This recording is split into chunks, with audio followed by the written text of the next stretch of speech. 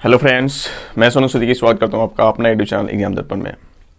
आज हम लोग देखने वाले हैं भारत के तटीय प्रदेश और यहीं प्रमुख झीलें, बंदरगाह और पूर्वी तटीय प्रदेश एवं पश्चिमी तटीय प्रदेश में बहने वाली नदियाँ कौन कौन सी है। ठीक है, तो इसके पहले हम लोग पठार पढ़ रहे थे और पठार का जो भाग था वो संपूर्ण रूप से आपका समाप्त हो गया है। तो हम पठार के बाद देखेंगे भारत के पश्चिमी तटीय प्रदेश में आपका मैदान का निर्माण हुआ है और पूर्वी तटीय क्षेत्र में भी मैदान का निर्माण हुआ है। तो हम ये दोनों यानी क्षेत्र के मैदान के बारे में पढ़ेंगे और उसकी विशेषताओं का हम लोग क्या करेंगे, उल्लेख करेंगे। देखेंगे कि इसमें किस प्रकार इसकी उत्पत्ति होती है। तो सबसे पहले हम क्या कर रहे हैं, एक छोटा सा भारत का मैप बना ले रहे हैं और पश्चिमी तटीय प्रदेश और पूर्वी तटीय प्रदेश कहाँ है इसको हम दर्शा दे रहे हैं। ठीक है, तो इसके लिए आपको क्या करना पड़ेगा, थोड़ा सा दक्षिण भारत यानी प्रायद्वीपीय भारत का मैप आपको बना लेना पड़ेगा। ठीक है, अब आप देखिएगा कि हम लोग देखे थे आप स्पष्ट रूप से ये जो क्षेत्र था यहाँ से ये आपका पश्चिमी घाटी श्रेणी था। ठीक है, और इधर से आपका पूर्वी घाट ये कटे भटे रूप में अवस्थित थे, हम लोग पढ़े हैं। ये थोड़ा सा पश्चिमी तटीय प्रदेश की अपेक्षा ज़्यादा चौड़ा है तो थोड़ा सा चौड़ाई यहाँ पर दिखाना है। ये आपका पूर्वी तटीय प्रदेश हो गया और इधर दक्षिण तक चला जाता है, मान लीजिए। क्लियर, तो यहाँ पे जो हम देख रहे हैं कि ये पश्चिमी घाटी श्रेणी है। यह क्या आपका पश्चिमी घाटी पठार है, पश्चिमी घाटी पठार और ये पूर्वी घाटी पठार, ये जो आपको श्रेणी दिखाई दे रहा है। इसके बाद यानी क्या हुआ है, पश्चिम घाट में भी और पूर्वी घाटी में भी यहाँ पर आपका किस चीज़ का निर्माण हुआ है, तो यहाँ पर तटीय मैदान का निर्माण हुआ है। आप देख सकते हैं ये जो क्षेत्र आपको दिखाई दे रहा है ये आपको तटीय मैदान का निर्माण हुआ है। ठीक है, तो पश्चिमी तटीय मैदान हो जाएगा और इधर जो आपका ये क्षेत्र दिखाई दे रहा है ये पूर्वी तटीय मैदान हो जाएगा। ये आपका पूर्वी तटीय मैदान हो जाएगा और इधर आपका पश्चिमी तटीय मैदान, ये पूर्वी तटीय मैदान है और ये आपका क्या है, तो ये पश्चिमी तटीय मैदान है। तो हम इसके बारे में अध्ययन करेंगे और यहाँ से क्वेश्चन हर एग्जाम में आपके पूछे जाते हैं, तो इसको थोड़ा ध्यान से आप लोग पढ़िएगा। ठीक है, और ये तटीय मैदान आपका इधर देखिएगा, ये इधर ये आपका कक्ष तक लगभग इसका विस्तार हुआ है, ये कक्ष तक, ये पश्चिमी तटीय मैदान आपका फैला हुआ है और उधर पूर्वी तटीय मैदान। क्लियर, दोनों का नाम यहाँ पर नोट कर लीजिए। ये आपका हो जाएगा पश्चिमी तटीय मैदान और ये हो जाएगा पूर्वी तटीय मैदान, पूर्वी तटीय मैदान। क्लियर, अब सबसे पहले हम ये देख रहे हैं मैदान, तो आखिर ये जो मैदान है पश्चिमी तटीय मैदान और पूर्वी तटीय मैदान, इसकी उत्पत्ति किस प्रकार हो रही है। आप ये तो आप देख रहे हैं कि ये पश्चिमी तटीय मैदान हो गया, ये पूर्वी तटीय मैदान हो गया, ये पश्चिमी घाटी हो गया, ये पूर्वी घाटी हो गया और बीच में जो ये क्षेत्र अवस्थित था, ये जो आपका बीच में क्षेत्र जो अवस्थित था ये आपका क्या था, ये आपका प्रायद्वीपीय पठार था। क्या था जी, ये आपका प्रायद्वीपीय पठार था, ये प्रायद्वीपीय पठार था, प्रायद्वीपीय पठार। तो प्रायद्वीपीय पठार को हम लोगों ने अध्ययन कर लिया है। इधर आप देखिएगा, इधर हम लोग क्या पढ़े थे, इधर आपका उत्तर का विशाल मैदान था। ये जो हिस्सा था आपका, ये बोल सकते हैं उत्तर का विशाल मैदान था। ठीक है, ये उत्तर का विशाल मैदान था, ये भी हम लोग पढ़ चुके हैं। ठीक है, उत्तर का विशाल मैदान के बारे में पढ़ चुके हैं। और इधर आप लोग हम देखे थे उत्तर, ये आपका उत्तर का पर्वतीय प्रदेश था, उत्तर का पर्वतीय प्रदेश, पर्वतीय प्रदेश। इधर जम्मू कश्मीर वगैरह वाले क्षेत्र में, उसको हम मैप में नहीं बनाए हैं तो इसको आपको याद रखना है। ठीक है, तो ऊपर हम केवल ये बताए हैं कि ये था, इसके बारे में हम पढ़ चुके हैं। यानी उत्तर के विशाल मैदान के बारे में भी, जिसमें हम लोग पढ़े थे गंगा का मैदान, पंजाब का मैदान, ठीक है, राजस्थान का मैदान, ब्रह्मपुत्र का मैदान या असम का मैदान, ये सब कुछ हम लोग पढ़ चुके थे। और प्रायद्वीपीय पठार का जो हिस्सा चल रहा था ये पूर्ण रूप में समाप्त हो गया है। अब जो ये आपका बचा हुआ है पश्चिमी तटीय मैदान और पूर्वी तटीय मैदान, इसके बारे में हम आज क्या करेंगे, यानी इसके बारे में विस्तृत रूप से अध्ययन करेंगे। ठीक है, तो हम देख रहे हैं कि सबसे पहले इसकी उत्पत्ति किस प्रकार होती है। तटीय मैदान, तटीय मैदान की उत्पत्ति किस प्रकार होगी, इसके बारे में देखिए। इसमें इसके निर्माण में यानी 3 कारकों की महत्वपूर्ण भूमिका होती है। देखेंगे भारत के तटवर्ती मैदान, हेडिंग डाल दीजिएगा, भारत के तटवर्ती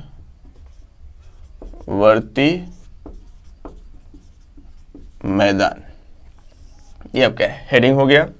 और सबसे पहले इसके निर्माण के बारे में अध्ययन करेंगे। इस पर इसका निर्माण किस प्रकार हुआ है, किन किन कारकों द्वारा यानी इसका निर्माण होता है। ठीक है, तो निर्माण में आप देखिएगा तो 3 चीज जो है वो महत्वपूर्ण भूमिका निभाती है। ठीक है, 3 कारक जो है वो महत्वपूर्ण भूमिका निभाती है। एक आपकी नदी,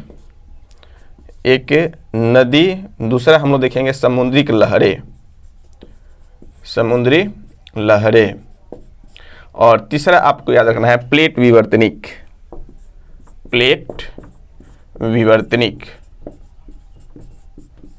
विवर्तनिक। ये 3 चीज़ों का महत्वपूर्ण योगदान होता है। अब देखेंगे कि भाई नदियों के द्वारा यानी इसके निर्माण में 3 चीज़ हम लोग देखें कि एक तो आपका नदी का महत्वपूर्ण इसमें रोल होता है, और दूसरा जो है आपका समुद्री लहरें का महत्वपूर्ण रोल होता है, और तीसरा प्लेट विवर्तनिक भी सहयोग करते हैं यानी तटीय मैदान के निर्माण में। तो किस प्रकार ये सहयोग करते हैं इसके बारे में थोड़ा सा हम देख ले रहे हैं। जैसे आप देखिएगा कि नदी कहीं से अगर उद्गम हो रही है तो नदी अपने साथ कहीं से निकल रही है, तो पश्चिमी घाटी से ही अधिकतर यानी पश्चिमी तटीय मैदान में अधिकतर नदियां जो है कहाँ से निकल रही है, पश्चिमी घाटी से, क्योंकि पश्चिमी घाटी जो है लगभग यानी 1200 मीटर के आसपास, 1200 से 1300 मीटर के आसपास इसकी औसत ऊंचाई है पश्चिमी घाटी पर्वतों की। तो वहाँ से जो नदियाँ निकलेगी और दूरी भी कम तय करना है, तो वो क्या करेगी, यहाँ से अगर मान लीजिए कोई नदी निकल रही है यहाँ से और दूरी कम तय कर रही है, इसका मतलब कि तीव्र गति, ढाल अधिक है, और ढाल अधिक है तो ये नदियों का जो जल का वेग होगा वो तीव्र होगा, और तीव्र होगा तो ये तीव्र गति से यानी पठारों को काटते छाटते लेकर आएगी। और होता ये है कि यहाँ पर डेल्टा का निर्माण नहीं करती है पश्चिमी घाटी तटीय प्रदेश में, आपका डेल्टा का निर्माण नहीं होता है, बल्कि होता क्या है कि ये यहाँ पर यानी तीव्र गति में आएगी अपने साथ अपर्दन करते हुए, लेकिन इस सबको ले आकर फेंक देगी अरब सागर में। ठीक है, तो अरब सागर में जहाँ पे फेंकेगी तो उसके किनारों पर क्या होगा, इसका जमाव होगा। तो जमाव होगा, अभी नज़दीक नहीं है, तटीय प्रदेशों में इसका जमाव नहीं होगा, बल्कि दूरी थोड़ा सा हटकर यानी अरब सागर में इसका जमाव होगा। धीरे धीरे जमते जमते वो आपका किसके रूप में परिवर्तित होगा, मैदान के रूप में परिवर्तित होगा। लेकिन यहाँ पर तो कम देखते हैं, यहाँ पर अधिक आपको दिखाई देगा कि जब हिमालय नदी आती है और वो आपको देखिएगा पूर्वी तटीय मैदानों में क्या करती है, जब प्रवेश करती है तो हिमालय नदी काफ़ी दूरी से, मतलब हिमालय नदी जो है काफ़ी दूरी तय करती है, और दूरी तय करने के परिणाम स्वरूप क्या होता है कि यहाँ तक आते आते उसके जल के वेग में क्या होते हैं, बहुत कमी आ जाती है, और अधिक कमी आने के परिणाम स्वरूप यानी जो अपर्दन करके लाई है हिमालय से उस सबका निक्षेपण करना यहाँ पर क्या कर देती है, शुरू कर देती है, जिसके परिणाम स्वरूप यानी पूर्वी घाटी प्रदेशों में यानी डेल्टा का निर्माण हुआ है। और डेल्टा का निर्माण मतलब क्या, यहाँ पर यानी जैसे मान लीजिए कि थोड़ा सा आपको याद रखना है कि यहाँ से जो नदी आएगी पूर्वी तटीय प्रदेशों में जो नदियाँ जाएगी वो इस प्रकार से इसका निर्माण कर डेल्टा का निर्माण करेगी। मतलब नदी का मार्ग हो गया, और यहाँ आते आते इसका मार्ग समतल हो गया तो निक्षेप मतलब यहाँ पर करेगी, तो धीरे धीरे आगे की तरफ निक्षेप करते शुरू, मतलब यहाँ फैलते जाएगा, धीरे धीरे आगे निक्षेप इसका डेल्टा जो है आगे की तरफ बंगाल की खाड़ी में बढ़ता जाएगा। लेकिन पश्चिमी तटीय मैदान में अगर नदियाँ कोई आ रही है तो ये एस्चुरी का निर्माण करती है। मतलब क्या, इसमें कटाव करेगी, नदियाँ इधर से आ रही है, मान लीजिए नदी आ रही है तो इसका तीव्र वेग है और अधिक ढाल है, इस तरह इसका चित्र होगा, ये इस तरह मान लीजिए। तो ये क्या करेगी, तीव्र ढाल है, अधिक वेग होगा, तो ये किनारों को काट कर यानी इधर फेंकेगी। तो इस तरह मतलब यहाँ से कट रहा है, यहाँ पर ये नहीं, यहाँ पूरा का जल ही जल है, मतलब ये तीव्र वेग के साथ आ रही है, और ये डेल्टा ये मतलब यहाँ अपर निक्षेप करेगी तो यहाँ पर डेल्टा का निर्माण नहीं होगा, बल्कि यहाँ पर क्या करेगा, एस्चुरी का निर्माण होगा। एस्चुरी मतलब नदी ज्वारमुख, मतलब ये किनारों को काटेगी, तीव्र वेग से कहीं भी पानी गिरता है देखिएगा वहाँ का कट कर मिट्टी दह जाता है। ठीक है, तो यहाँ पर काटती है। लेकिन यहाँ पर पूर्वी तटीय प्रदेशों में क्या हो रहा है, यहाँ पर नदियाँ निक्षेप करती है, जिसके परिणाम स्वरूप यानी मैदान जो है आगे की तरफ बढ़ते जाते हैं और यहाँ पर तटीय मैदान घटते जाते हैं। ये आपको याद रखना है। तो हम तो ये देख रहे हैं कि किस प्रकार यानी पूर्वी तटीय पश्चिमी तटीय मैदान बने बनते हैं, लेकिन इनके निर्माण में किन किन की महत्वपूर्ण भूमिका होती है। एक तो नदी की महत्वपूर्ण भूमिका होती है, ठीक है, हम लोग देख लिए कि पूर्वी तटीय मैदान में यानी अगर मैदान का निर्माण हो रहा है तो इसमें महत्वपूर्ण किसका योगदान है, यानी मुख्य रूप से यहाँ पर नदियों का योगदान है, क्योंकि वो निक्षेप कर रही है, जिसके परिणाम स्वरूप, निक्षेप मतलब क्या, जैसे ढोकर कोई लाकर फेंक देना, संवहन करके कोई वस्तु को हम क्या कर रहे हैं, जब देखें कि हमसे वजन अब नहीं संभला जा रहा है तो उसको फेंक देते हैं, तो नदी भी अपना साथ जो गाद मिट्टी वगैरह लेकर आती है वो फेंक देती है, जिसके परिणाम से यहाँ पर डेल्टा का निर्माण हो रहा है। तो पूर्वी तटीय प्रदेश मुख्य रूप से नदियों द्वारा निर्मित है, ठीक है। लेकिन पश्चिमी तटीय प्रदेश में यानी आपका समुद्रिक लहरें और प्लेट विवर्तनिक का महत्वपूर्ण योगदान होता है। अब हम देखें कैसे महत्वपूर्ण योगदान होता है। तो समुद्रिक लहरें, जैसे आप समुद्र किनारे खड़े रहिएगा तो देखिएगा वहाँ पर लहरें आती है, बार बार कुछ देर के बाद लहरें अपने साथ पानी गाद वगैरह सब लेकर आती है और ये लेकर फेंक देगी। इस तरह समुद्र में लहरें उठती है ना भाई, इस तरह समुद्र में लहरें उठती है, देखिएगा इस तरह समुद्र में लहरें, तो वो अपने साथ मिट्टी वगैरह गाद वगैरह सब लेकर आएगी और किनारे पर यहाँ पर लाकर फेंक देगी, फिर आएगा फिर लाकर फेंक देगा, फिर आएगा फिर लाकर फेंक देगा। तो अपने साथ ये समुद्रिक लहरों द्वारा भी क्या होता है, यानी तटीय क्षेत्रों में, जैसे मान लीजिए कि यहाँ पर अरब सागर है तो यहाँ पर लहरें उठी और लाकर किनारों पर यहाँ पर क्या कर दी, मिट्टी जमा कर दी। तो इस तरह भी इसका निर्माण होता है। दूसरा बात कह रहा है कि प्लेट विवर्तनिक के सिद्धांत के परिणाम स्वरूप भी क्या होता है, इसका निर्माण होता है। तो प्लेट विवर्तनिक के परिणाम स्वरूप कैसे निर्माण होगा, तो अब इसको समझिएगा। प्लेट विवर्तनिक मतलब हम लोग जानते हैं कि भारतीय प्लेट और यूरेशियाई प्लेट आपस में टकराए थे, टकराने के परिणाम स्वरूप देखिए क्या हुआ था, पश्चिमी घाटी का मुख्य रूप से बता रहा है। तो टकराया जब भारतीय यूरेशियाई प्लेट से आपका कौन सा प्लेट, भारतीय प्लेट, ये जब टकराया इससे, ठीक है, तो टकराने के परिणाम स्वरूप यहाँ से भी जो भाग है ये यहाँ से टूट कर नीचे धंस गया। यहाँ से पश्चिमी घाटी का एक भाग मान लीजिए कि ये आपका इसी का अंश था और ये टूट कर नीचे धंस गया, टूटा और टूट कर नीचे धंस गया, इस भाग से नीचे धंस गया है। तो यही देखिएगा आपका अरब सागर में, ये आपका दूर तक भी जाइएगा तो यहाँ पे विशाल चट्टान पाए जाएंगे नीचे समुद्र अरब सागर में, क्योंकि ये धंसा हुआ भाग है और पश्चिमी घाटी जो है ये उठा हुआ भाग है, यहाँ से टूट कर ये नीचे धंस गया, तो ये स्वाभाविक है कि ये ऊपर दिखाई देगा। अगर कि यहाँ से एक भाग टूट कर नीचे धंसा है तो ये अपने आप ऊपर दिखाई देगा, ठीक है। तो ये भी समुद्र के प्लेट विवर्तनिक के सिद्धांत के परिणाम स्वरूप भी इसकी क्या हुई है, मतलब तटीय मैदान के निर्माण में महत्वपूर्ण भूमिका निभाई गई है। तो यहाँ से टूटकर कुछ हिस्सा क्या हुआ है, नीचे धंसा है और उसके बाद यहाँ पर समुद्री लहर निक्षेप कर करके यहाँ पर क्या किया है, यानी पश्चिमी तटीय मैदान का निर्माण किया है, ठीक है। तो आप लोग देख लिए, यानी क्या का महत्वपूर्ण, तो नदियों के निर्माण में नदियों द्वारा क्या किया जाता है, यहाँ पर लिख सकते हैं, नदियों द्वारा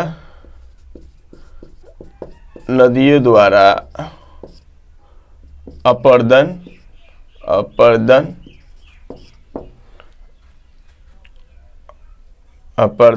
संवहन एवं नदियों द्वारा अपर्दन संवहन एवं निक्षेपण से, यानी तटीय मैदान का निर्माण हुआ है। ये एक महत्वपूर्ण हो गया समुद्रिक लहरें, तो इसमें भी लिख लेंगे हम समुद्रिक लहरें में मतलब अपर्दन एवं निक्षेपण से, समुद्रिक लहरों द्वारा अपर्दन एवं निक्षेपण से भी तटीय मैदान का निर्माण हुआ है।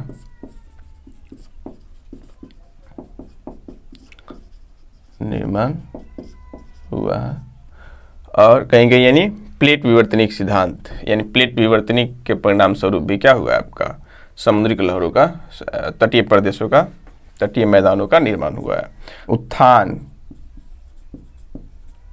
उत्थान एवं निमज्जन के कारण भी तटीय मैदान का निर्माण होता है, निर्माण हुआ है। अब उत्थान और निमज्जन मतलब क्या होता है, उत्थान मतलब कहीं किसी भाग का उठ जाना, जैसे हम अभी बताए थे यहाँ पर कि यहाँ से एक भाग जो है टूटकर ये जो है नीचे धंस गया और ये भाग जो है ऊपर उठा हुआ है। आप स्पष्ट रूप देख सकते हैं। तो ये मतलब उठा हुआ है तो पश्चिमी घाट हो गया, जो धंसा हुआ है वहीं पर मैदान का आपका निर्माण हुआ है। बस समझ रहा है ना। तो किसी भाग का उठ जाना, किसी भाग का क्या होना, धंस जाना। तो उत्थान मतलब क्या होता है, उठना, उठ जाना, यानी उठना। निमज्जन मतलब याद रखना है, इसका अर्थ हो जाएगा आपका नीचे धंस जाना, नीचे धंसना। ये पॉइंट आप याद रखिएगा। तो उत्थान एवं निमज्जन के कारण भी तटीय मैदान का क्या होता है, निर्माण होता है। क्लियर, आप निर्माण के बारे में समझ गए होंगे उम्मीद करता हूँ। चलिए इसको मिटा दें। याद रखना है कि अगर तटीय मैदान के निर्माण की बात की जाए कि किस प्रकार तटीय मैदान के निर्माण में किसकी महत्वपूर्ण भूमिका होती है, ये क्वेश्चन हो सकता है। तो याद रहेगा आपका नदियों का, समुद्री लहरों का, प्लेट विवर्तनिक का, तो तीनों होगा। नदी का भी योगदान होता है, जिसे हम लोग देखें कि पूर्वी घाटी मैदान जो है पूर्ण रूपेण यानी पूर्वी मैदान में नदियों का ही महत्वपूर्ण भूमिका है और समुद्री लहरों का भी महत्वपूर्ण भूमिका है।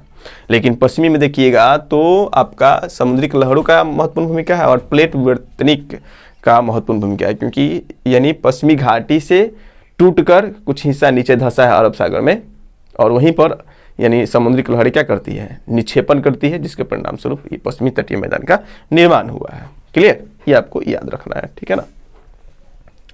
टाइम नहीं मिल रहा है, केस करवाने बहुत ज़्यादा बढ़ गया है, ठीक है, तो उस पर आप ध्यान मत दीजिएगा।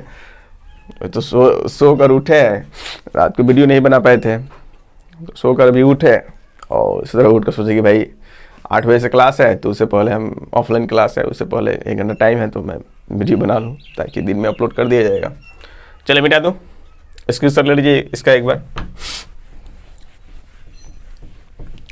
नेक्स्ट देखा जाए, ये तो हो गया निर्माण। निर्माण के बाद अगर हम विभाजन करें तो कितने भागों में बटा गया है पश्चिमी तटीय मैदान को। तो तटीय मैदान आपको स्पष्ट रूप से दिखाई दे रहा होगा कितने भागों में बटा गया है।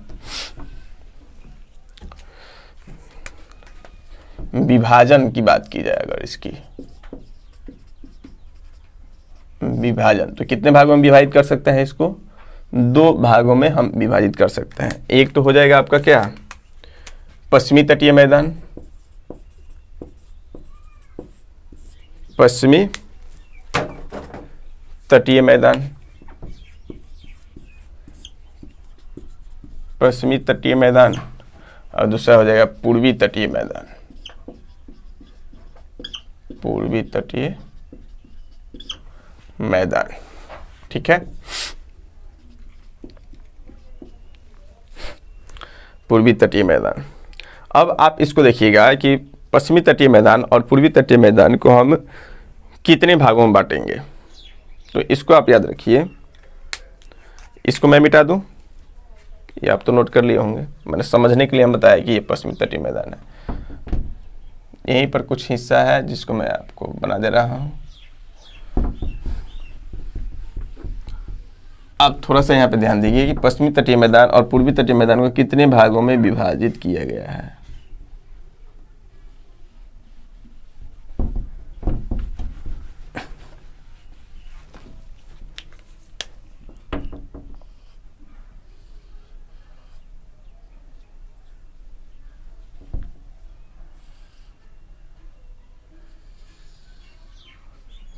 सर्क्रिक जो है, सर्क्रिक यानी 24 डिग्री चैनल, यहाँ पे बोल सकते हैं क्या, सर्क्रिक, यह है आपका सर्क्रिक। सर्क्रिक से लेकर ये जो दमन है आपका, दमन, ये आपका है दमन। तो सर्क्रिक से दमन तक का जो ये तटीय प्रदेश है,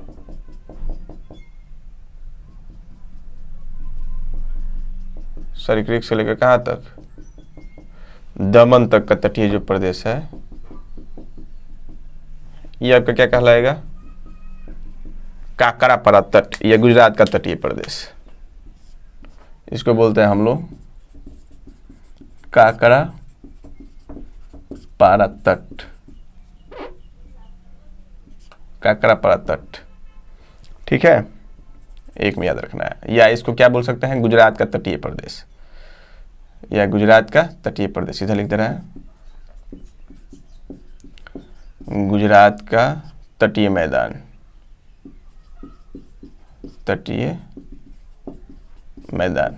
दोनों में से कोई भी याद रखिए, काकरापारा तट, ठीक है, यानी काकरापारा मैदान, तट काकरापारा मैदान भी बोल सकते हैं, काकरापारा मैदान या गुजरात का तटीय मैदान। उसके बाद दमन से लेकर आप आइएगा तो गोवा यहाँ पड़ेगा आपका, गोवा, दमन से लेकर गोवा तक ये जो क्षेत्र पड़ता है आपका, ये जो आपका क्षेत्र पड़ेगा,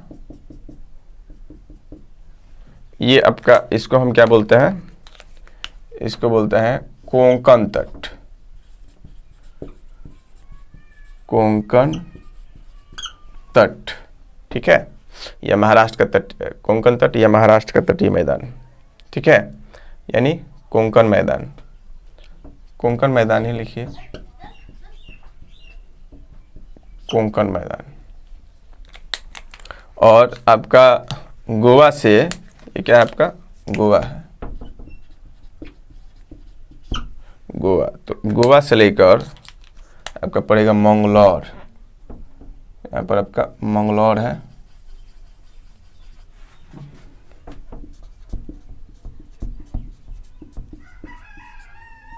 मंगलौर, तो यहाँ पड़ता है आपका,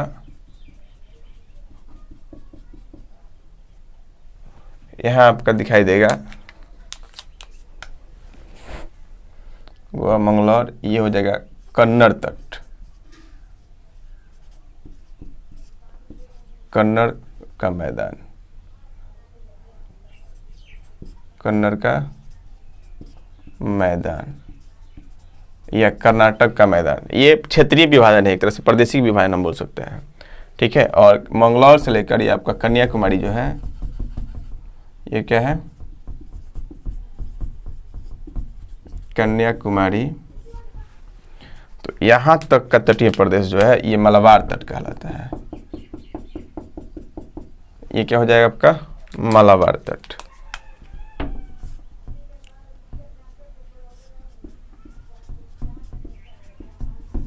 मलाबार तट, ठीक है। तो याद रखना है, पश्चिम में हमको कितना दिखाई दिया, तो पश्चिम में हम देख सकते हैं आपको कितना दिखाई दे रहा है जी, 5 तटीय प्रदेश दिखाई दे रहे हैं आपके। एक में आपको याद रखना है काकरापारा, काकरापारा का मैदान, या बोल सकते हैं गुजरात का मैदान। दूसरा हो जाएगा कोंकण का मैदान, कोंकण का मैदान। तीसरा हो जाएगा कन्नड़ का मैदान या कन्नड़ का तटीय प्रदेश, कन्नड़ मैदान। चौथा हो जाएगा आपका मलाबार, सॉरी 4 ही है, मलाबार का मैदान, ठीक है। ये आपके इधर कितने प्राप्त हो रहा है, 4 प्राप्त हो रहा है, काकरापार, कोंकण, कन्नड़ और मलाबार। तो याद ये रखना है कहाँ से कहाँ तक, तो सर्किट से लेकर हम लोग देखेंगे दमन तक आपका काकरापारा, और सबसे लंबा तटीय प्रदेश भी है, सबसे लंबा आपका तटीय मैदान भी है, ये भी आपको रखना है, ठीक है। उसके बाद दमन से लेकर गोवा तक आपका कोंकण हो जाएगा, और गोवा से लेकर मंगलौर तक क्या हो जाएगा, कन्नड़ का मैदान हो जाएगा, ठीक है। और मंगलौर से लेकर कन्याकुमारी तक आपका मलाबार तट कहलाता है, या मलाबार तटीय मैदान बोल सकते हैं, ठीक है। अब इधर आप देखिएगा पूर्वी क्षेत्र में, पूर्वी तटीय मैदान में, तो यहाँ पर आपको पुलिकट जो है, ये पुलिकट तक, ये जो पुलिकट है,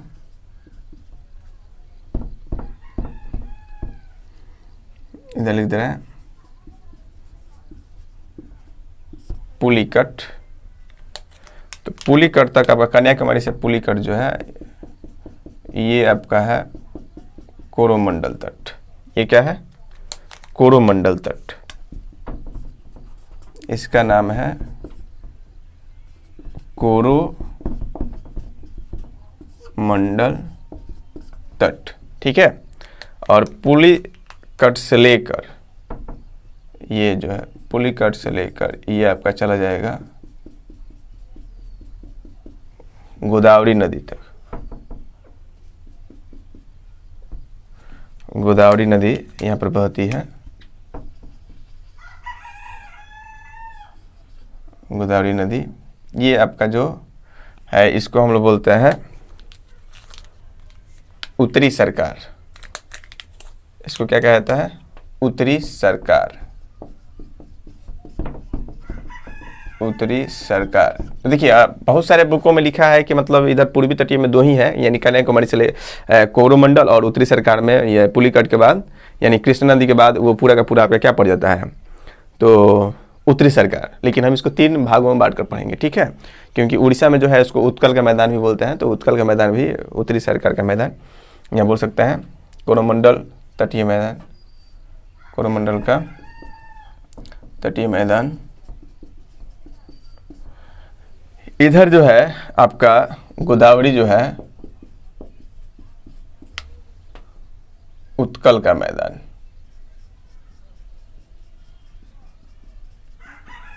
ये आपका हो जाएगा उत्कल का मैदान।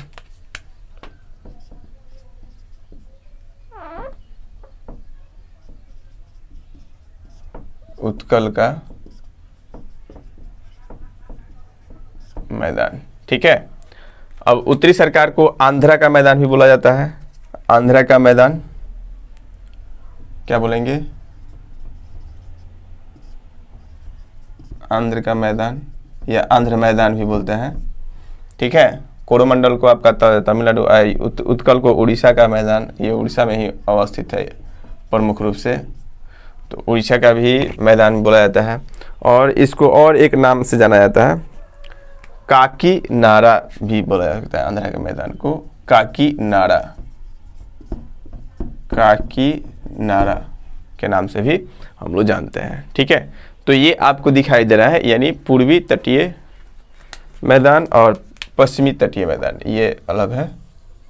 यानी पूर्वी तटीय मैदान के अंतर्गत कितने दिखाई दे रहे हैं आपको, तो यहाँ पे विभाजित कर सकते हैं। कितने हैं जी? एक तो आपको दिखाई दे रहा है कोरोमंडल,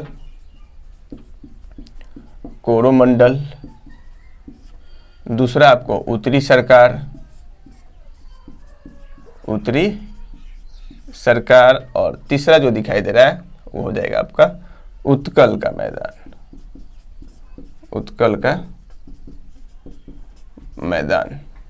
उत्तरी सरकार प्रमुख रूप से आंध्र प्रदेश में अवस्थित है, यानी आंध्रा का मैदान भी बोलते हैं, आंध्र मैदान भी बोलते हैं इसको, या क्या बोलते हैं, काकीनाडा भी बोला जाता है इसी को, काकीनाडा भी बोल सकते हैं। कोरोमंडल उड़ीसा में, सॉरी ये आपका तमिलनाडु में अवस्थित है मुख्य रूप से, तमिलनाडु, ये आपको याद रखना है। उत्कल जो है प्रमुख रूप से उड़ीसा में अवस्थित है, ठीक है। तो ये आपके इधर 3 अवस्थित है।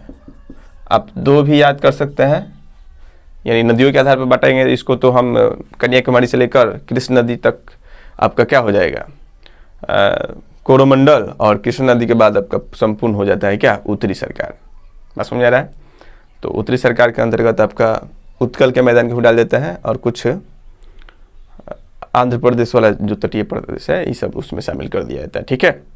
उम्मीद कर रहे हैं कि आप तो विभाजन स्पष्ट रूप से समझ में आ गया होगा। एक बार इसी तरह से आप क्या कर लीजिए, मुख्य रूप से आप इसको नोट कर लीजिए, ठीक है। और सेम इसी प्रकार से आप क्या कर लीजिएगा, थोड़ा चित्र भी बना लीजिए। फिर हम क्या करेंगे, एक एक करके, यानी पूर्वी तटीय तट के बारे में और पश्चिमी तट के बारे में, यानी उसकी विशेषताओं पर हम अध्ययन करेंगे कि पूर्वी तटीय मैदान की क्या विशेषता है, फिर पश्चिमी तटीय मैदान की क्या विशेषता है, ठीक है। तो आप एक बार इसका स्क्रीनशॉट ले लीजिए ताकि मैं इसे मिटा दूँ। पूर्वी तटीय मैदान, यहाँ पे हेडिंग डाल दीजिए, पूर्वी तटीय मैदान। तो इसकी विशेषता क्या होगी? अब देखिए पूर्वी तटीय मैदान जो है, पूर्वी तटीय मैदान का निर्माण जो है यानी प्रमुख रूप से हिमालय नदियों द्वारा हुआ है। यानी बोलेंगे कि पूर्वी तटीय मैदान में यानी प्रमुख रूप से हिमालय नदियाँ बहती हैं, ठीक है। और यहाँ से नदी द्वारा अधिक अपरदन और निक्षेपण के परिणाम स्वरूप यानी इस मैदान में यानी डेल्टा का निर्माण हुआ है, ठीक है। डेल्टा का निर्माण हुआ है, और डेल्टा का निर्माण जैसे मान लीजिए गोदावरी नदी द्वारा गोदावरी नदी का डेल्टा, कृष्ण नदी का डेल्टा, कावेरी नदी का डेल्टा, ये तो डेल्टा बना हुआ है ना जी। तो नदियों के द्वारा यहाँ पर क्या हुआ है, डेल्टा का निर्माण हुआ है। और दूसरी बात कि जो पूर्वी घाटी का या पूर्वी तटीय मैदान जो होते हैं वो पश्चिमी तटीय मैदान की अपेक्षा अधिक चौड़े होते हैं। ठीक है, ये जो होता है ये संकरा भाग में होता है, यानी पतला होता है। पूर्वी मैदान के यानी पूर्वी तटीय मैदान की अपेक्षा जो पश्चिमी तटीय मैदान है वो क्या होता है, यानी संकरी अवस्था में पाए जाते हैं, यानी पतले होते हैं, लेकिन इनकी चौड़ाई जो होती है वो अधिक होती है किनकी, पूर्वी तटीय मैदान की। यहाँ पर डेल्टा का निर्माण होता है, लेकिन पश्चिमी तटीय मैदान में हम देखेंगे कि यहाँ पर एस्चुरी का निर्माण होता है, डेल्टा का निर्माण नहीं होता है। ठीक है, ये याद रखना है। दूसरी बात हम लोग इसमें देखेंगे कि पूर्वी तटीय मैदान की जो विशेषता है यहाँ पर, यानी किस प्रकार की मिट्टी पाई जाती है, जो लोट मिट्टी पाई जाएगी, चिकनी मृदा पाई जाएगी, जिसके परिणाम स्वरूप यहाँ पर यानी इस क्षेत्रों में जो है आपकी चावल की खेती जो है वो अधिक होती है। ठीक है, पूर्वी तटीय मैदान में चावल की खेती क्या होगी, अधिक होगी। तीसरी विशेषता हम देखेंगे कि पूर्वी तटीय मैदान में जो होता है यहाँ पर जो वर्षा होता है ये शीत और ग्रीष्म दोनों मानसून द्वारा यहाँ पर वर्षा कराई जाती है। माने शीत मानसून द्वारा भी यहाँ पर वर्षा होता है और ग्रीष्म मानसून द्वारा भी क्या होता है, यानी यहाँ पर वर्षा होती है। कहाँ पर, यानी पूर्वी तटीय मैदान वाले क्षेत्रों में दोनों मानसून द्वारा क्या होती है, वर्षा होती है। ठीक है, ये प्रमुख पॉइंट है, इसको हम देखेंगे। फिर हम झील के बारे में देखेंगे और नदियों के बारे में देखेंगे। तो यानी पूर्वी तटीय प्रदेश में बहने वाली जो प्रमुख नदियां हैं वो कौन सी नदी हो जाएगी, तो यहाँ से बहने वाली जो नदी हो जाएगी वो ब्राह्मणी होगी, वैतरणी होगी, गोदावरी होगी, कृष्ण होगी, महानदी होगी और कावेरी होगी। यानी ये प्रमुख नदियाँ जो है ये आपका पूर्वी तटीय प्रदेशों में क्या होती है, बहती हैं। ठीक है, तो ये सभी पॉइंट को हम क्या करेंगे, नोट कर लेंगे आपका पूर्वी तटीय मैदान में। सबसे पहले पूर्वी तटीय मैदान जो है वो कहाँ से कहाँ तक विस्तृत है इसको हम देखेंगे। तो पूर्वी तटीय मैदान का जो विस्तार हुआ है वो आपका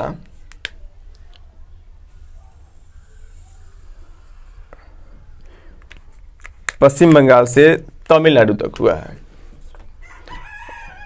यानी पूर्वी तटीय मैदान का विस्तार पश्चिम बंगाल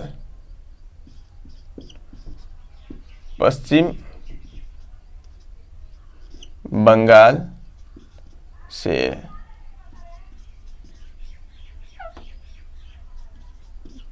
तमिलनाडु राज्य तक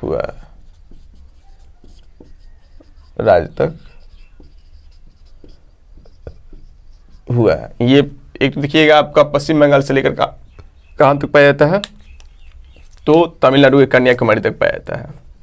दूसरी विशेषता इसमें लिखेंगे, यहाँ पर ढाल जो है वो मंद है। यहाँ पर ढाल क्या है, यहाँ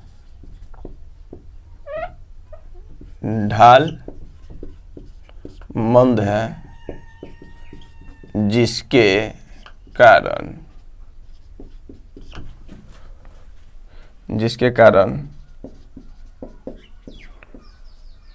नदियों द्वारा अधिक अवसाद जमा किए जाते हैं, जमा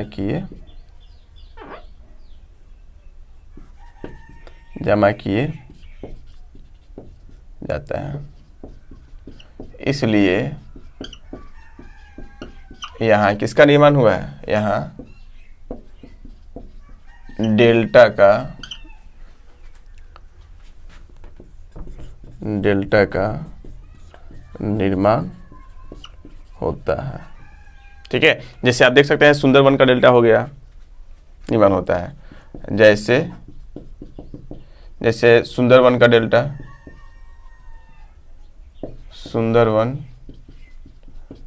डेल्टा, ठीक है। दूसरा गोदावरी का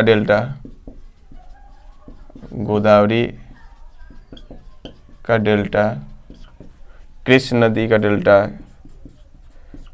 कृष्ण का डेल्टा, ठीक है। कावेरी का डेल्टा, ये सभी नदियां जो है क्या करती है, आदि कर दीजिए, आदि, ये सभी नदियों के द्वारा क्या किया जाता है, डेल्टा का निर्माण किया जाता है। क्योंकि अधिक दूरी से तय करके आती है या ढाल अधिक दूरी से जब आने के परिणाम स्वरूप यहाँ आता है तो ढाल क्या होता है, मंद हो जाता है। जब ढाल मंद हो जाएगा तो अवसाद नदियाँ जो है अधिक जमा करेगी, जब अवसाद अधिक जमा होगा तो क्या होगा, किस चीज़ का निर्माण होगा, डेल्टा का निर्माण होता है। और उस सभी डेल्टा हो जाएंगे, सुंदरबन का डेल्टा, आपका हुगली वगैरह, गंगा ब्रह्मपुत्र के द्वारा सुंदरबन का डेल्टा का निर्माण हुआ है। उसके बाद गोदावरी नदी का डेल्टा, कृष्ण नदी का डेल्टा, कावेरी नदी का डेल्टा, ये प्रमुख रूप से ये इन डेल्टाओं का यहाँ महानदी का डेल्टा हो जाएगा। ये इन नदियों द्वारा क्या किया जाता है, निर्माण किया जाता है। बंगाल की खाड़ी में नदियों द्वारा अधिक अवसाद जमा करने के कारण, अधिक अवसाद जमा करने के कारण यहाँ पर कृत्रिम बंदरगाह नहीं पाया जाता, सॉरी यहाँ पर कृत्रिम बंदरगाह का निर्माण हुआ है। कारण यहाँ कृत्रिम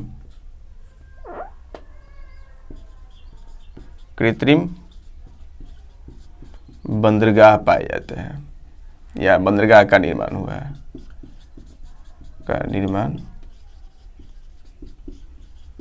है, मतलब यहाँ प्राकृतिक बंदरगाह नहीं पाए जाते हैं। प्राकृतिक बंदरगाह मतलब अब कैसे नहीं पाए, जैसे मान लीजिए कि अगर यहाँ पर नदी आ रही है और बालू पत्थर को दूर तक यानी अवसाद को क्या कर दी है, यानी समुद्री तट से लेकर काफ़ी दूरी तक यानी गाद को फैला दी है, तो हम क्या करेंगे, अगर यहाँ से कोई सीप को अगर हम लेकर आ रहे हैं, मान लीजिए कि यहाँ तक आपका क्या हुआ है, ये पूरा बालू पत्थर गाद वगैरह जमा हुआ है, और हम क्या कर रहे हैं, यहाँ किसी सीप को लेकर आ रहे हैं, जहाज को, ठीक है, किसी जहाज को हम लेकर आए हैं, तो क्या ये जहाज जो है पूर्णतः यहाँ पर आ जाएगी बंदरगाह पर, तटीय प्रदेश पर नहीं आएगी, क्योंकि ये बालू पत्थर गाद वगैरह क्या कर देगा, इसको आने ही नहीं देगा, रोक देगा। इसलिए क्या किया जाता है, कृत्रिम बंदरगाह बनाने के लिए इस बालू पत्थर को किनारे के तटीय प्रदेश को जो अवसाद होता है इसको क्या करते हैं, हटाकर यानी साफ किया जाता है, इसको क्या किया जाता है, साफ किया जाता है, तभी ये जहाज जो है तटीय प्रदेश पर आ सकती है। ठीक है, तो यहाँ पर जो भी बंदरगाह है वो क्या है, कृत्रिम बंदरगाह है, यानी स्व मानव द्वारा क्या किया गया है, निर्मित किया गया है। लेकिन पश्चिमी तटीय प्रदेश में जो बंदरगाह पाए जाएंगे वो सभी के सभी प्राकृतिक बंदरगाह होंगे, क्योंकि यहाँ खुद नदिया का वेग जो है उसको गाद को इतना जोर से पानी आता है, इतना जोर से धक्का देता है कि किनारे पर जो भी गाद वगैरह होते हैं वो साफ होकर आपके अरब सागर में चले जाते हैं। तो यहाँ पर प्राकृतिक रूप से बंदरगाह पाए जाते हैं, लेकिन यानी आपको पूर्वी तटीय मैदान में देखेंगे कि यहाँ पर प्राकृतिक बंदरगाह नहीं पाए जाते हैं, यहाँ पर मानवकृत बंदरगाह पाए जाते हैं। ठीक है, तो यहाँ पर क्या लिखे हैं, बंगाल की खाड़ी में नदियों द्वारा अधिक अवसाद जमा करने के कारण यहाँ कृत्रिम बंदरगाह का निर्माण हुआ है, यानी प्राकृतिक बंदरगाह का निर्माण नहीं हुआ है। ठीक है, यानी गाद को साफ करके यहाँ पर पोर्ट वगैरह का क्या किया जाता है, निर्माण किया जाता है। नेक्स्ट, पूर्वी तट जो है वो पश्चिमी तट की अपेक्षा अधिक चौड़ा है, ये तो आप जानते हैं। पूर्वी तटीय मैदान पश्चिमी तटीय मैदान की अपेक्षा अधिक क्या है, तो यहां पर देखेंगे अधिक चौड़ा है, अधिक चौड़ा है। इसकी चौड़ाई कितनी है, इसकी चौड़ाई लगभग 100 से लेकर 150 तक, कहीं कहीं 250 तक भी लिखता है। तो औसतन हमको याद रखना है कि इसकी चौड़ाई औसतन 100 से 150 किलोमीटर तक है, 100 से 150 किलोमीटर तक है। ठीक है, किसकी चौड़ाई, तो पूर्वी तटीय मैदान की, कहीं कहीं 100, कहीं 150, कहीं 200, कहीं 250 तक भी है, लेकिन औसतन हम चौड़ाई निकाल लिए हैं कि 100 से लेकर 150 तक इसकी क्या है, मोटा मोटी चौड़ाई है। ठीक है, नेक्स्ट देखिएगा, तो यहाँ जो है वर्षा जो प्राप्त होता है, यहाँ ग्रीष्म एवं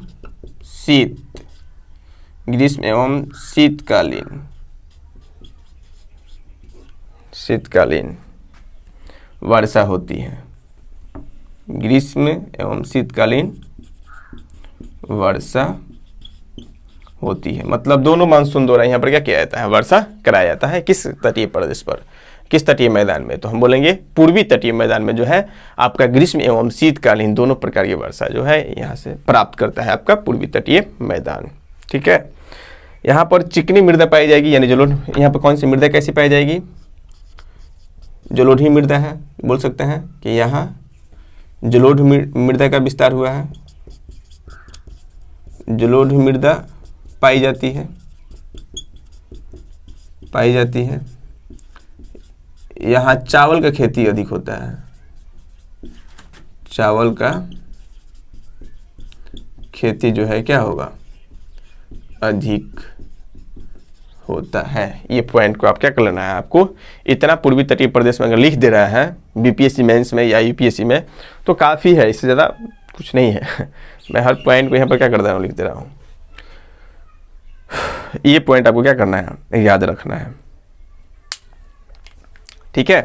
फिर देखेंगे कि यहाँ पर नदियाँ कौन कौन सी बहती है, तो दोनों नदियों के बारे में हम उल्लेख कर लेंगे एक ही साथ, बाकी उसके बाद झील देखेंगे, उसके बाद बंदरगाह देखेंगे हम लोग, ठीक है।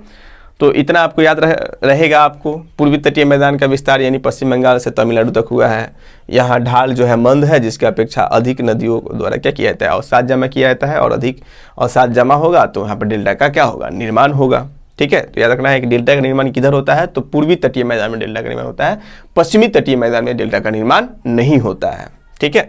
जैसे कि सुंदरबन का डेल्टा, गोदावरी नदी का डेल्टा, कृष्ण नदी का डेल्टा, कावेरी का डेल्टा, महानदी का डेल्टा, ये सभी इसके क्या हो जाएंगे, उदाहरण हो जाएंगे। बंगाल की खाड़ी में नदियों द्वारा अधिक अवसाद जमा होने के कारण यानी यहाँ पर क्या कृत्रिम बंदरगाह पाए जाते हैं, यानी मानव द्वारा निर्मित किया गया है और साफ किया जाता है। किनारों को साफ करके तब हम क्या करते हैं, यानी किसी शिप या बोट को हम यानी बंदरगाह तक, पतन तक लेकर आएंगे, नहीं तो बीच में ही ये गाद वगैरह डेल्टा जमाव जो हुआ है वो रोक देगा जहाज को, ठीक है, नहीं आने देगा। तो उसको साफ करके तब हम लोग यानी बंदरगाह का निर्माण करते हैं। इसकी औसत चौड़ाई जो है 100 से 150 किलोमीटर है और ये पश्चिमी तटीय मैदान की अपेक्षा अधिक चौड़ा होता है, ठीक है। पश्चिमी तटीय मैदान की औसत चौड़ाई जो होती है वो 60 से 70 किलोमीटर होती है, लेकिन इनकी जो है यानी आप बोल सकते हैं 150 से लेकर 100 से 150 किलोमीटर। यहाँ जलोढ़ मिट्टी पाई जाती है, जिसके परिणाम स्वरूप यहाँ पर ये मिट्टी उपजाऊ होती है, और उपजाऊ होगी तो चावल, मतलब अधिकतर तो यहाँ पर चावल की ही खेती की जाती है। चावल हो जाएगा, गन्ना हो जाएगा। आपका जलोढ़ मिट्टी में सभी प्रकार की फसलें, दलहन, तिलहन, आलू, प्याज, सब का उत्पादन कर सकते हैं हम लोग, ठीक है। तो मैं इसको मिटा रहा हूँ, एक बार आप स्क्रीनशॉट ले लीजिए। चलिए, इसके बाद ये तो हम देख लिए कि पूर्वी तटीय प्रदेश की विशेषता जो है ये प्रमुख रूप से थी। उसके बाद हम लोग देखेंगे आपका पश्चिमी तटीय प्रदेश की विशेषता क्या क्या है, ठीक है। फिर हम लोग तटीय प्रदेश के बारे में, कोंकण तट के बारे में, मालाबार के बारे में, इस सब के बारे में अध्ययन करेंगे, या झील नदी के बारे में पढ़ेंगे हम लोग, ठीक है। पश्चिमी तटीय प्रदेश हेडिंग डालिए, पश्चिमी तटीय मैदान। अब ये क्या है, ये कहां से कहां तक पाई जाती है पश्चिमी तटीय मैदान जो है, इसके बारे में हम लोग देखेंगे। ये गुजरात के कच्छ के रण से लेकर कन्याकुमारी तक पाई जाती है। ये जो कच्छ का रण जो है, यहाँ से या सर्क्रिक से लेकर हम बोल सकते हैं यह गुजरात के कच्छ के रण से लेकर,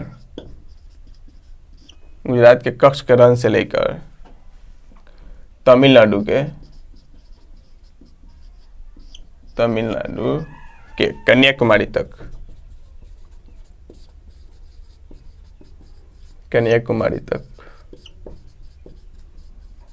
फैला है, ठीक है। कहाँ से कहाँ, यानी गुजरात के कच्छ से लेकर कहाँ तक, कन्याकुमारी तक क्या हुआ है, फैला हुआ है, ठीक है। यहाँ ढाल जो है वो क्या है, तीव्र है। हम अभी बताया कि जो पश्चिमी घाटी श्रेणी है, पश्चिमी घाटी पर्वत जो है, इसलिए मैं देखिए एकदम क्रम से पढ़ा रहा हूँ, भले लोग घबराए उससे हमको कोई मतलब नहीं है, बात समझ में आ रहा है ना। अगर मेरा वीडियो अगर शुरू से वीडियो नंबर 1 से लेकर अगर अंत तक देखिएगा तो कहीं भी कोई दिक्कत होने वाली नहीं है, और आपको 100% ज्योग्राफी में कोई दिक्कत नहीं होगा। ज्योग्राफी ही क्यों, मैं हिस्ट्री, ज्योग्राफी, पॉलिटी भी पढ़ाऊँगा, पॉलिटी और हिस्ट्री भी चलेगा, अभी बंद है। तो अगर क्रम से, अगर मान लीजिए आप पश्चिमी घाट के बारे में नहीं पढ़े होते तो आपको यहाँ पर तो कम समझ में आता ना कि भाई ये पश्चिमी घाट कैसे कम ऊंचा है, पूर्वी घाट कैसे, पश्चिमी घाट क्यों अधिक ऊंचा है, पूर्वी घाट की ऊंचाई औसतन हम लोग देखे थे 550 से 600 के आसपास मीटर है, और यहाँ आपका 1200 से 1300 मीटर आपका पश्चिमी घाट की ऊंचाई है। तो ये अधिक ऊंचा है, तो बताइए अधिक ऊंचाई से जब नदी गिरेगी और जगह भी नहीं है, लंबाई भी नहीं तय करनी है, तो उसका ढाल तो अधिक होगा ना। जब ढाल अधिक होगा तो नदियों का वेग अधिक होगा। बात समझे ना, नदी का वेग अधिक होगा। तो बताइए कि नदी का वेग अधिक होगा तो जमाव करेगी कि अपर्दन करेगी? वो अपर्दन ही करेगी, क्योंकि अपने साथ मिट्टी को लाएगी तो उसमें इतना क्षमता जरूर है कि उस मिट्टी को फेंकेगी नहीं, वो तो धक्का देते हुए उसको ले जाकर अरब सागर में फेंक देगी। वो किनारों पर जमा थोड़े करेगी, वो तो और मिट्टी को काट देगी जहाँ मिट्टी उसको मिलेगा। ठीक है, तो ये आपको याद रखना है क्या कि यहाँ ढाल तीव्र होने के कारण नदियाँ अवसाद जमा नहीं करती हैं। यहाँ ढाल तीव्र होने के कारण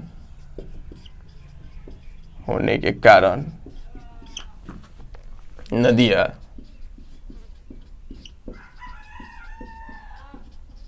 अवसाद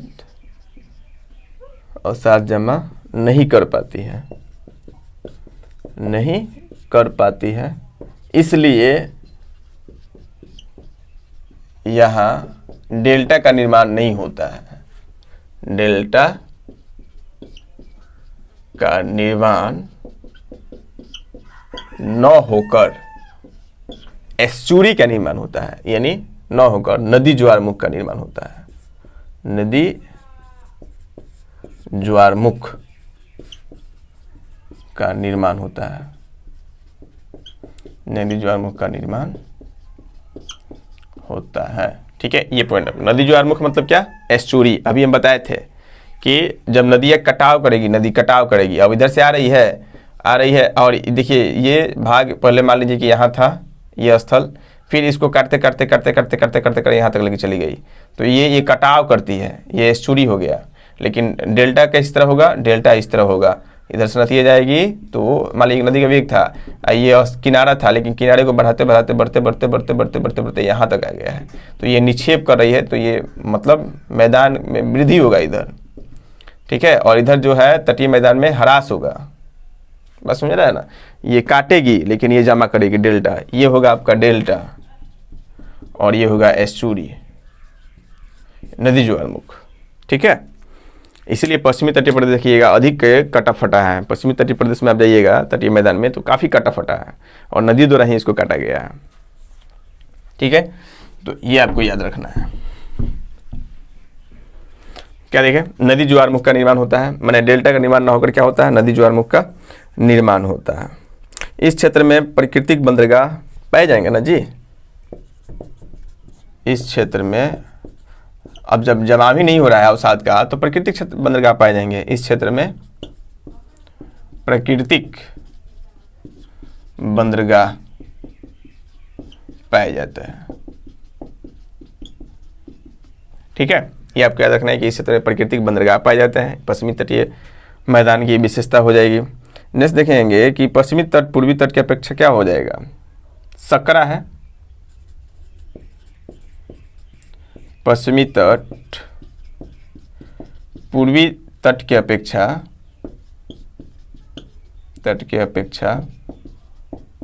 सकरा है, मतलब पतला है, यह अधिक चौड़ा नहीं है। और पश्चिमी तट,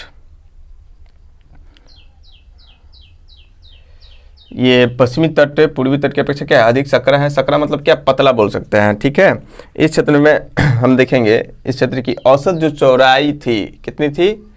64 किलोमीटर। इस तटीय मैदान की औसत चौड़ाई लगभग 60 किलोमीटर है, यानी 60-65 किलोमीटर क्या है लगभग इसकी औसत चौड़ाई है। यहाँ काली मृदा पाई जाएगी, स्पष्ट रूप से हम जानते हैं विशाल चट्टान फैला हुआ है इधर। इस क्षेत्र में काली मृदा पाई जाती है उधर, इसलिए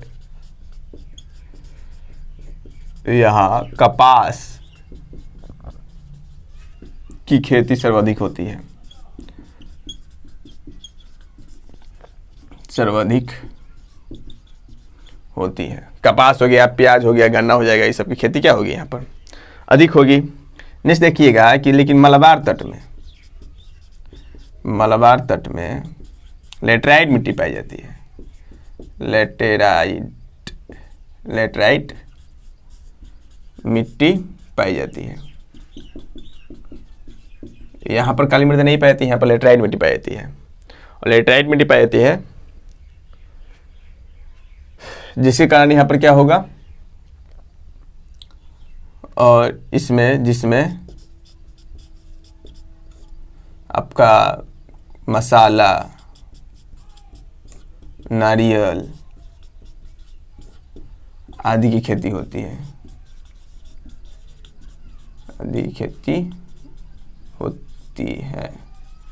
और इस क्षेत्र में आणविक खनिज भी पाए जाते हैं, याद रखना है।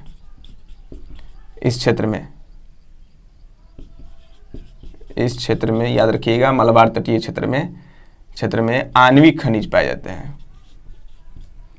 आणविक खनिज पाए जाते हैं, जैसे यूरेनियम हो गया, थोरियम हो गया, तो लेटराइट मिट्टी वाले क्षेत्र में क्या होता है, ये आणविक खनिज पाया जाता है। ठीक है, तो ये हम बोल देंगे आपके क्या, किसके बारे में, तो पश्चिमी तटीय प्रदेश के बारे में इतना बोल सकते हैं।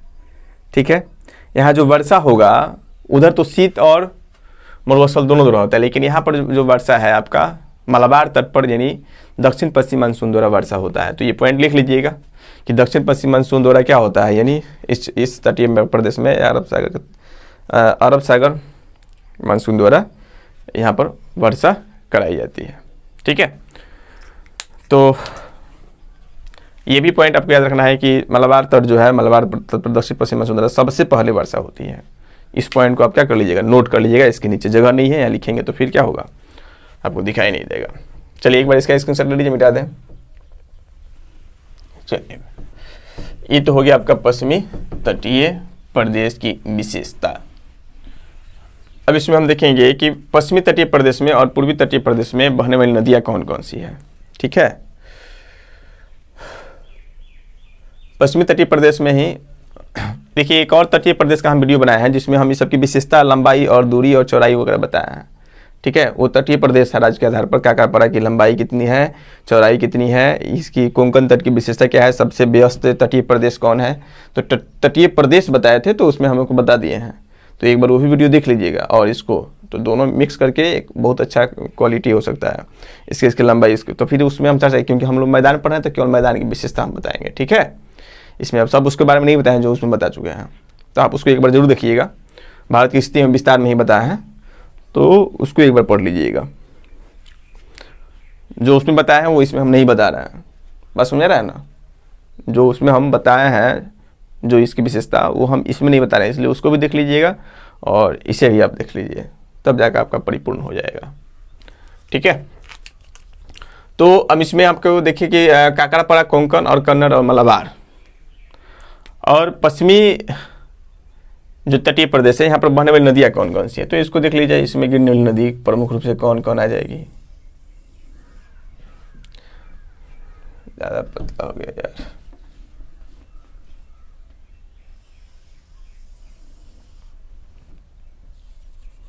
साबरमती, माही नदी हो जाएगी, माही के बाद नर्मदा हो जाएगी, नर्मदा के बाद ताप्ती हो जाएगी। ये आपकी प्रमुख रूप से क्या नदियाँ हो जाएगी। ठीक है, कौन कौन, माही, साबरमती, नर्मदा, ताप्ती नदी हो जाएगी। ठीक है, यहाँ पर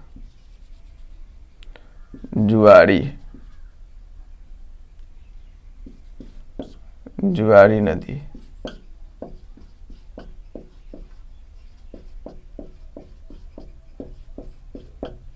जुआरी नदी हो जाएगी। शरावती नदी यहाँ पर बहती है एक आपका, शरावती।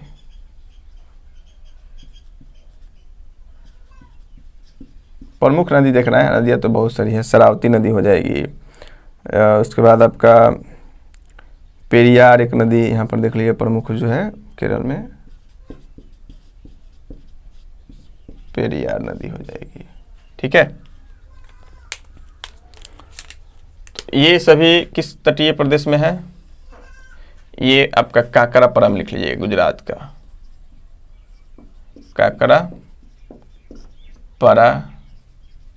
का मैदान में बहने वाली नदी है।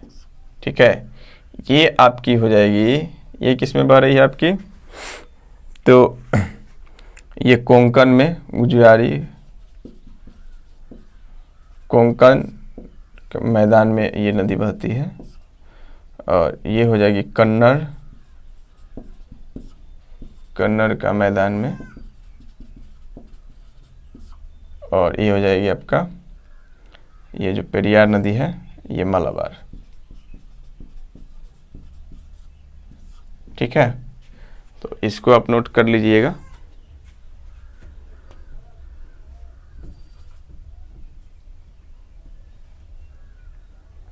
यहाँ से इसको बांट दीजिए।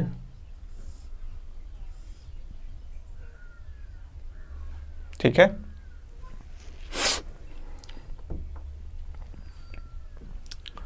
उसके बाद ये तो हो गया आपका पश्चिमी घाटी में बहने नदी।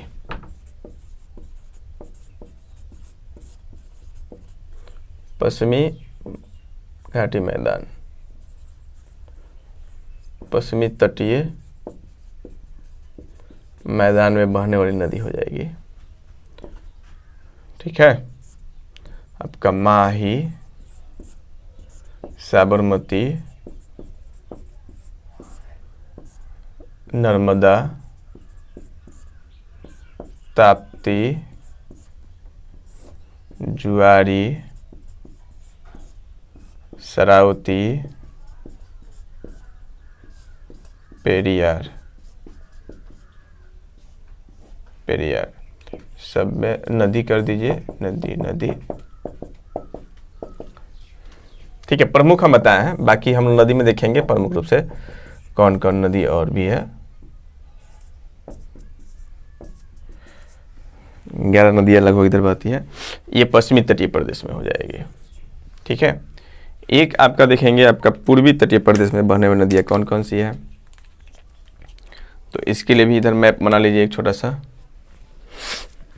यहीं पे बना दे रहा है।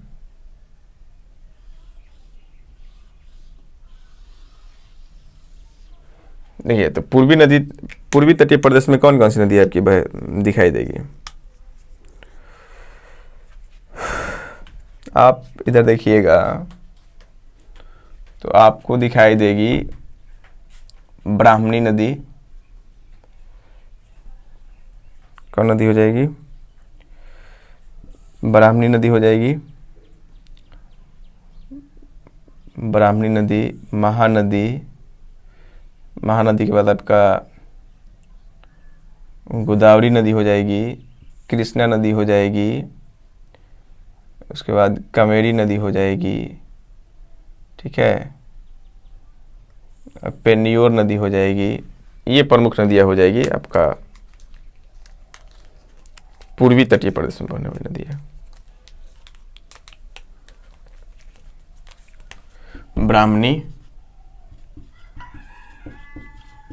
ब्राह्मणी नदी, महानदी, कृष्ण नदी, कावेरी नदी और पेन्नियोर नदी और कावेरी नदी। अब इसको देखिएगा तो ब्राह्मणी और ये उत्कल के मैदान में है, ये आपके उत्तरी सरकार में है, ये आपके मालाबार में है। क्या लिखना है? ये उत्कल का मैदान में बहती है दोनों, और ये आपकी बहती है कृष्ण और कावेरी उत्तरी सरकार।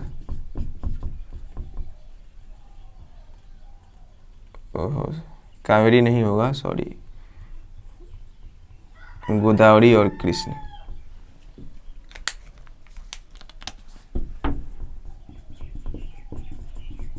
गोदावरी और कृष्ण। तो इसको हम लिखेंगे उत्तरी सरकार और ये हो जाएगी कोरोमंडल। कोरोमंडल में ये 3 नदियाँ बहती हैं। ठीक है, तो पश्चिमी तटीय मैदान में हो गया। अब यहाँ पे आप लिख लीजिए पूर्वी तटीय मैदान में बहने वाली नदी है, पूर्वी तटीय मैदान में बहने वाली नदी है। कौन कौन? तो एक में ब्राह्मणी, दूसरा महानदी, उसके बाद गोदावरी, उसके बाद कृष्ण, उसके बाद पेरियार नदी, उसके बाद कावेरी नदी। कावेरी नदी ये प्रमुख नदियाँ हो जाएगी पूर्वी तटियों में बहने वाली प्रमुख नदियाँ 4, 5, 6। ठीक है, आप इसको इसी तरह मैप बना लीजिएगा और नाम लिख लीजिएगा, ज़्यादा कुछ इसमें करने की आवश्यकता नहीं पड़ेगा। ठीक है, चलिए मिटा दें। एक बार स्क्रीनशॉट ले लीजिए ताकि मैं इसको मिटा दूं। चलिए मिटा दें। ये तो हो गया नदी कि पूर्वी तटीय प्रदेश में या पूर्वी तटीय मैदान में कौन कौन सी नदी बहती है, पश्चिमी तटीय मैदान में कौन कौन सी नदी बहती है। ठीक है, या अरब सागर में। अब बताइए कि एक बात याद रखना है कि जो पूर्वी इधर जो बहेगी वो तो सब बंगाल की खाड़ी में गिरेगी, तो आप इस तरफ याद रखिए बंगाल की खाड़ी में याद करेंगे। तो हम लोग जब नदी पढ़ेंगे ना तो और विस्तार से बताएंगे, लेकिन इतना ये तो आप बोल सकते हैं ना कि सभी की सभी बंगाली खाड़ी में गिर रही है। पूरा में जो जाएगी सब बंगाल की खाड़ी में गिरेगी, पश्चिम में जो आएगी वो सब कहाँ जाएगी, वो सभी की सभी नदी आपकी अरब सागर में जाएगी। देखिए तो यहाँ से क्वेश्चन पूछे जाते हैं कि निम्नलिखित में कौन सी नदी का मुहाना पश्चिम बंगाल है, कौन सी नदी का मुहाना अरब सागर है, या गिरती है। मुहाना मतलब गिरना ही, जहाँ जाकर वो समाप्त होती है। ठीक है, तो ये आपको याद रखना है। यहाँ से क्वेश्चन बनते हैं, मैं जो भी बता रहा हूँ बहुत इंपॉर्टेंट है, आपको ध्यान देकर पढ़ना है। ठीक है, ध्यान से पढ़ना है। नेक्स्ट जो है हम लोग देखेंगे झीलें और बंदरगाह के बारे में, यानी कौन कौन से बंदरगाह यहाँ पर अवस्थित है, कौन कौन से झील अवस्थित है। तो अगला देखिएगा बंदरगाह, हेडिंग डालिएगा बंदरगाह।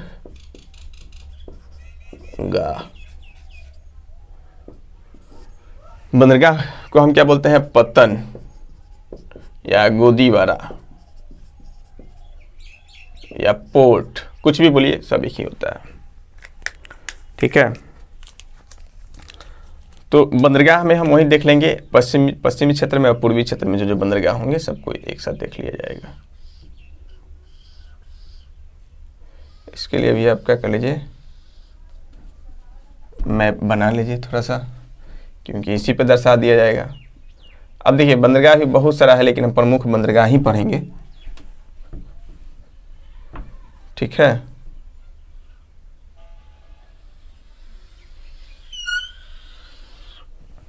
यहाँ पर आपका हो जाएगा एक बंदरगाह यहाँ पर है, यहाँ पर एक बंदरगाह है कंडला, एक बंदरगाह यहाँ पर है जिसको ओखा के नाम से जानते हैं। ठीक है, और एक है आपका यहाँ पोरबंदर यहाँ पर है। उसके बाद आप देखिएगा भरौच हो जाएगा, अंकलेश्वर हो जाएगा। भरौच यहाँ पर है, यहाँ पर अंकलेश्वर है। ठीक है, और यहाँ पर सूरत है। ये काकरापारा तट में अवस्थित है। कौन कौन देख लिए हम लोग, कांडला,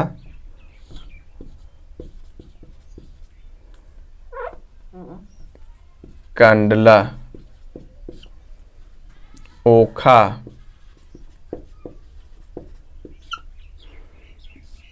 यहाँ पर आपका पोरबंदर,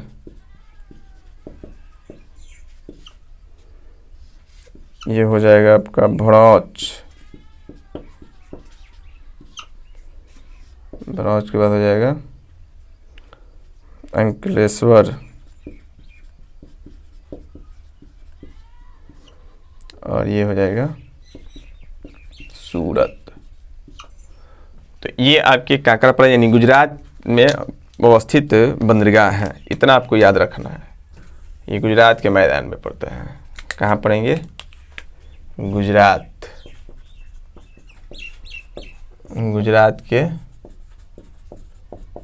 मैदान में अवस्थित बंदरगाह।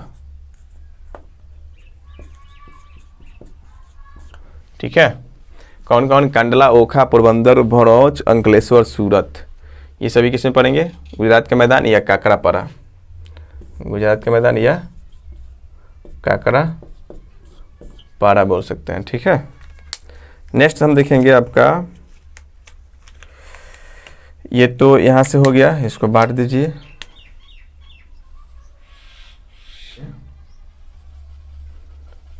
मुंबई, न्यू मुंबई या जवाहर नेहरू और मड़गांव। मड़गांव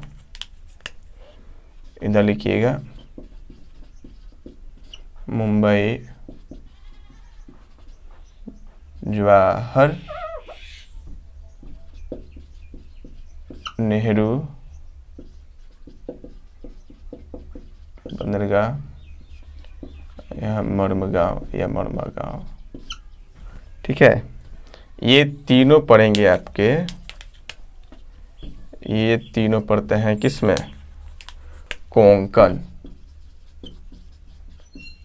कोंकण मैदान में। ठीक है।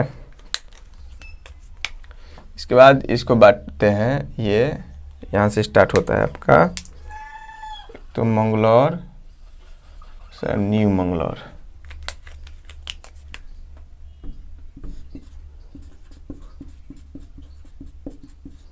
मंगलौर, न्यू मंगलौर।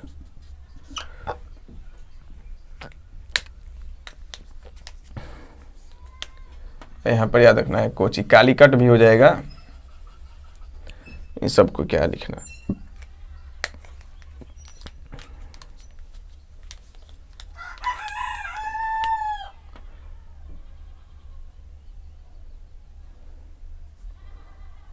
कालीकट भी डाल दीजिए।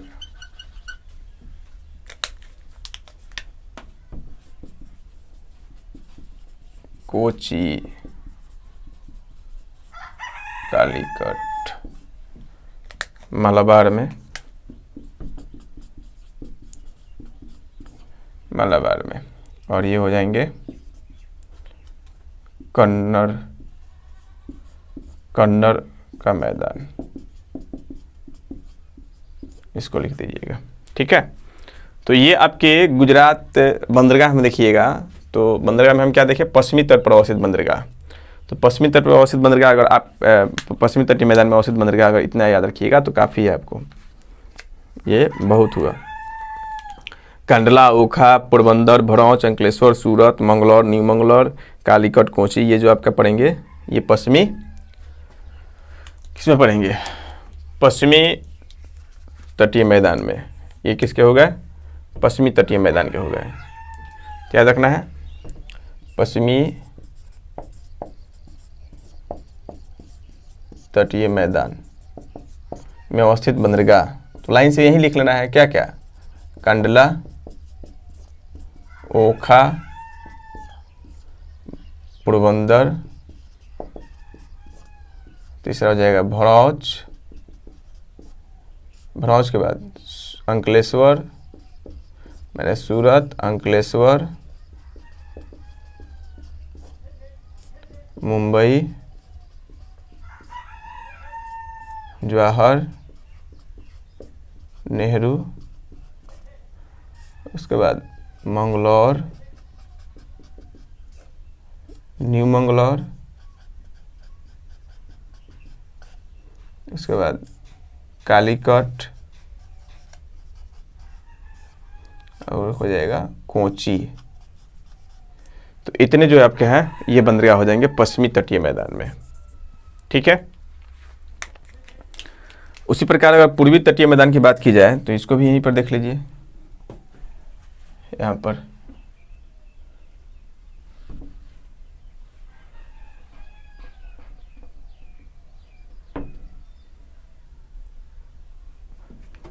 इसको यहाँ पर लिख लीजिए, ये तीनों सम्मिलित रूप से ये किसके हो जाएंगे, कोंकण।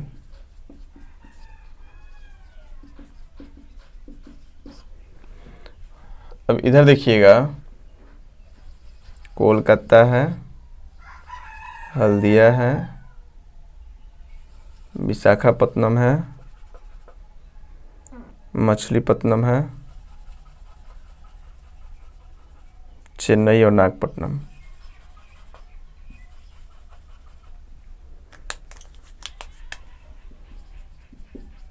कोलकाता, हल्दिया, विशाखापत्तनम, हम प्रमुख बता रहे हैं, ठीक है। मछलीपट्टनम,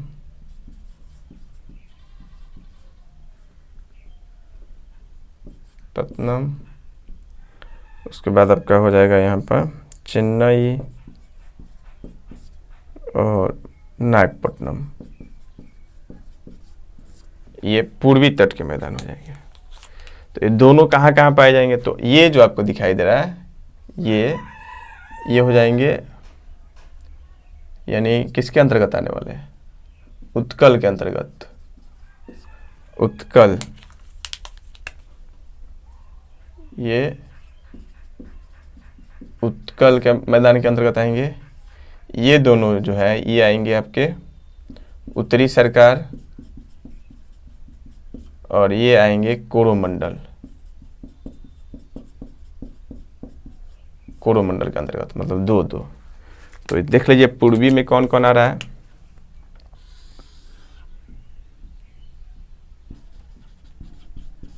पूर्वी तटीय मैदान के अंतर्गत तो कौन कौन आ रहा है, एक में कोलकाता बंदरगाह, ठीक है, दूसरा हल्दिया, तीसरा विशाखापत्तनम, चौथा हो जाएगा मछलीपट्टनम, पांचवा चेन्नई, छठा याद रखिए नागपट्टनम। ये सभी प्रमुख क्या हो जाएंगे, बंदरगाह हो जाएंगे।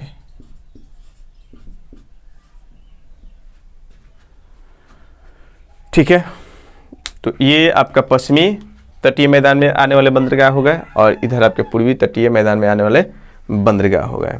ठीक है, उसके बाद हम लोग देखेंगे झील के बारे में। तो झील से संबंधित आपको याद रखिए, ज़्यादा तो झील है नहीं, फिर भी हम यहीं पर देख ले रहे हैं। झील, अगर झील की बात की जाए तो आप देख सकते हैं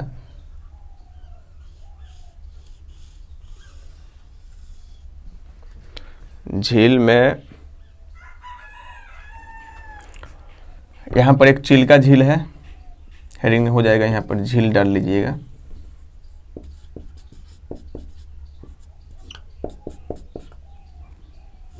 झील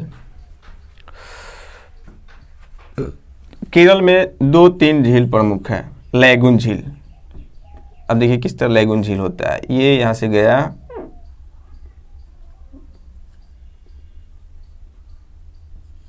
मान लीजिए केरल है, इस तरफ बनते हैं वहाँ लैगून झील। ठीक है, यहाँ एक यहाँ भी लैगून झील है, जैसे चिल्का झील उड़ीसा में आपका बन जाएगा।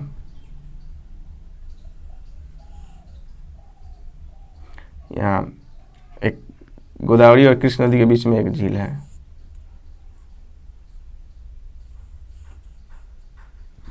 यहाँ पर एक पुलिकट में अवस्थित है। ठीक है, इसका नाम हम लोग देख ले रहे हैं। ये जो केरल में अवस्थित है इसका नाम है बीमनाड, बीमनाड झील। और एक है आपका अष्टामुडी, अष्टामुडी, और दोनों क्या है, लैगून झील है, दोनों है क्या, लैगून झील, लैगून झील। देखिए वीडियो लंबा हो रहा है इसलिए मैं इसी में प्रयास कर रहा हूँ कि सब बता दूँ। ये दोनों किसके उदाहरण है, लैगून झील का। लैगून झील क्या है मैं उसको बताऊंगा अभी, जिसे यानी यहाँ के क्षेत्रीय भाषा में कयाल झील के नाम से जाना जाता है। यहाँ के क्षेत्रीय भाषा में क्या बोला जाता है, कयाल, ठीक है, क्षेत्रीय भाषा में याद रखना है, कयाल बोला जाता है। यहाँ पर आपका उड़ीसा में एक झील है, इसको हम बोलते हैं आपका चिल्का झील,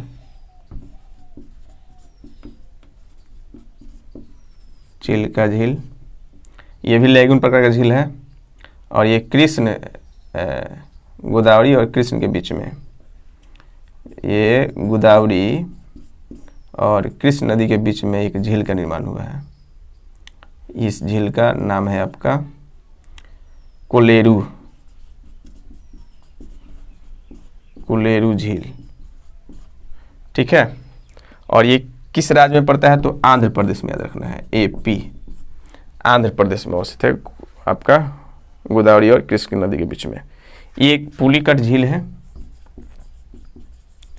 पुलिकट पास भी झील है, पुलिकट, और ये पुलिकट झील जो है ये आपका आंध्र प्रदेश प्लस तमिलनाडु में अवस्थित है, ठीक है, बाकी कुछ नहीं है।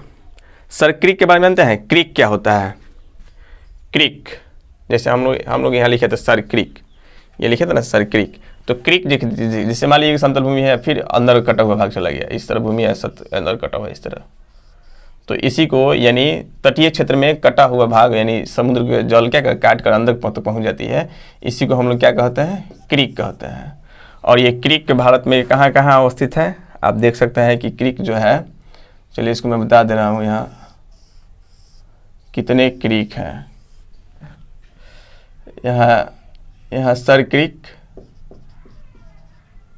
यहाँ सर क्रीक पाया जाता है, यहीं पर गुजरात के कक्ष में ही है कोन क्रीक,